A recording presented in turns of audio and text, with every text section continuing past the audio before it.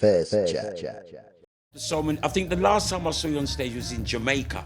Okay. When you went there for the first time, and it was rough. It was rough. Right up above Marley's passing. Yes. Yeah. And it was a warm-ish selection, but you took your time and you went in, and now he's like one of the Godfather. When you go there, so it's like royalty. Yes. And across the world. Mm-hmm.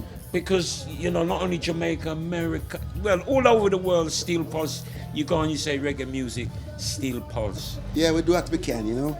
What you can? Yeah.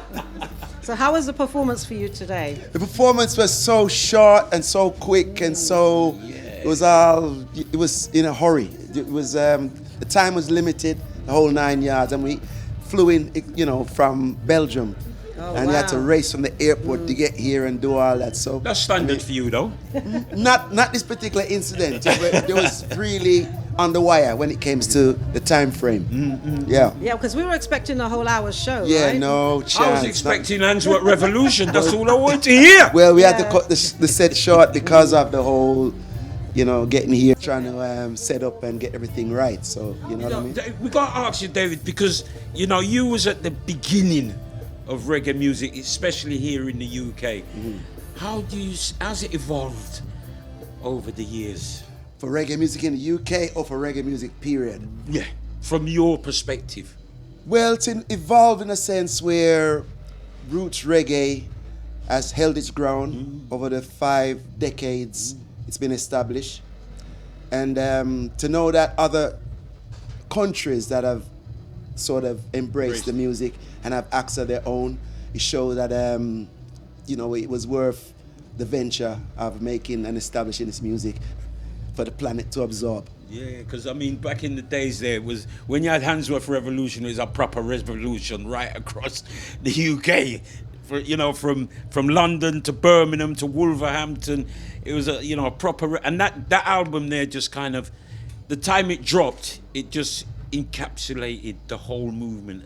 Yeah, I mean, 1978, and then 3 years later, the first major riots took place. One in Bristol, then it started Liverpool, London, Handsworth. They all started kicking off, you know, at the end of the day, and it was based on me, you know, the band prophesizing, basically, some kind of uprising based on police brutality and racism that was going on in England at the time. So, you know, it paid off. We're here. We've made it. 50 years. Boom. This is your 50th 50th anniversary right wow. now. Woo! Yeah. Congratulations. Whoa. Congratulations. Round of applause. Yeah. So, what is it for Steel Pulse now? I mean, you know, you're traveling, you're doing concerts and all that. Do you get a time to do an album? Have we got a new Steel Pulse album? We're going to be working on it. There's so much. I mean, since the 50th anniversary, we've been more focusing on touring.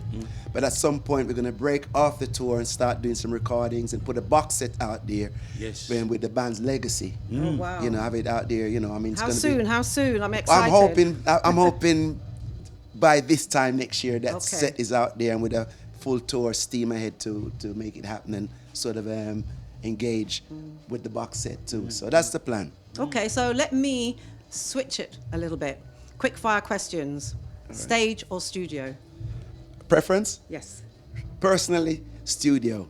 Why? I'm surprised. I get more time to sit back, create, go back and reflect and that kind of thing. I like the creativity aspect as opposed to the execution of the creation, if you see what I'm saying.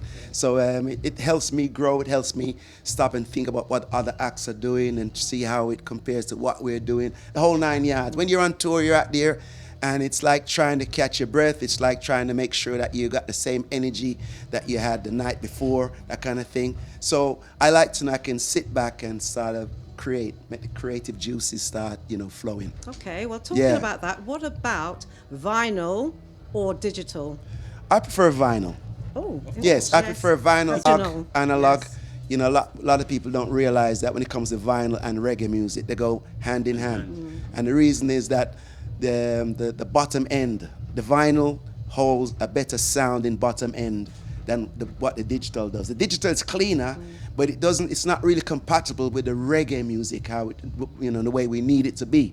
There's a particular sound that reggae music has gravitated towards, and the producers and the musicians sort of made a particular sound, and it came up being something that's been authentic, analog, and things like vinyl suits the whole perspective of the whole thing. Well, it's is what coming I'm back. saying. It never left. That's the reason why it never left, because people are realizing, hang on, but this sounds better. Yeah. But we were kind of led to believe that to make digital stuff, it was a lot cheaper.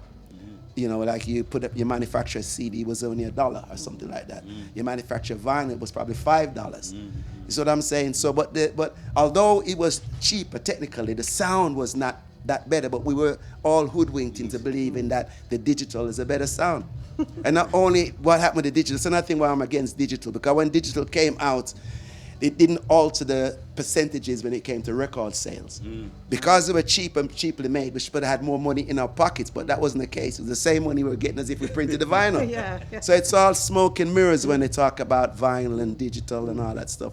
Vinyl is the best. Okay, cool. Yeah. And my final one for you, okay, and it's a bit cheeky. USA or UK? I had to ask. Now, that's a double-edged I sword. know. And I'll tell you why. The US, in regards to our popularity and the longevity that the United States have given us, and the UK for nostalgia's sake. Because every time we go out there, we're thinking of England, we're thinking of the ghetto, we're thinking of our back, the backyard that we came out of. Yeah. So we know that every time we go to the United States, we're representing. So, like I said, it's a double-edged sword. And if I can ask you, just wrapping up, how do you view Reggae Land? This is the first one you've done, or have you done it before? We've done Reggae Land before, that I'm sure. But how was the energy? Like I said, I'm just disappointed that we weren't out there to serve the people some more and let them see more of more of a dimension of what we're about, as opposed to the few handful of songs. You're going to have to come back. Well, it depends what Reggae Land's got to say, and if we do come back, the whole dimension, the whole setting would have to be under different circumstances, to be Absolutely. And I fair. think you should be careful not to bring Mummy back next time. 'Cause Well, that's steal the show.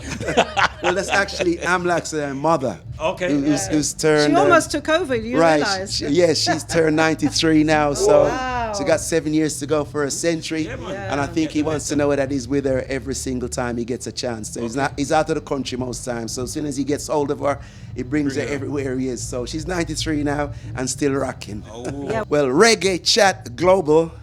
We hope you're Reggae Chat Universal, right? And across the solar system, across the Milky Way too. And we're thanking you for the support you've been giving us all these years, 50 years, and may we live to see at least another 10 to 20 years more. Yep. Depends on you and the love you have for us. Boom.